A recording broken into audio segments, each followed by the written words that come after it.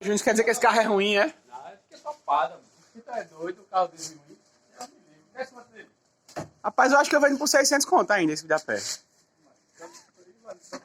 Vale a pena? Então troca na caminhonete. Carregada de água, né? Carregada. Carregada. Vazia não, tá carregada. A torre, né? Como é, Júnior? A torre. A torre, né? Carregada de água. A Eita. torna é quando eu for lá. Ah, Você vai ver a torna. Gostou da lanterna aí? Alteza, viu? Alteza é quando eu for lá, meu amigo. Aí. Você vai ver a Alteza. Preview.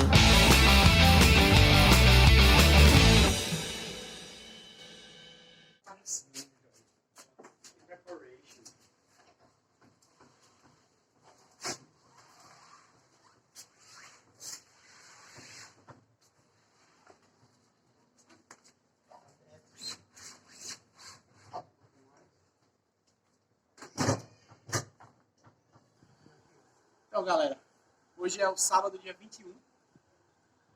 Um dia após o resgate do carro lá na funilaria. Trouxemos ele ontem de noite. Madrugada, eu acho, né? Meia-noite, quase. Meia-noite. Temos andando com ele. O carro finalmente anda novamente, né? Estamos até um pouco sujos já aqui, porque vamos começar o trabalho de preparação da pintura. Não tem tanta coisa para fazer, muito menos do que a gente imaginava. As maiores partes da funilaria foram feitas internamente, né, como piso, então são coisas que não aparecem. Caixa de roda, tipo, tem alguns detalhezinhos na parte externa, tem, mas é muito mais difícil de achar um desses do que dentro mesmo, na parte interna.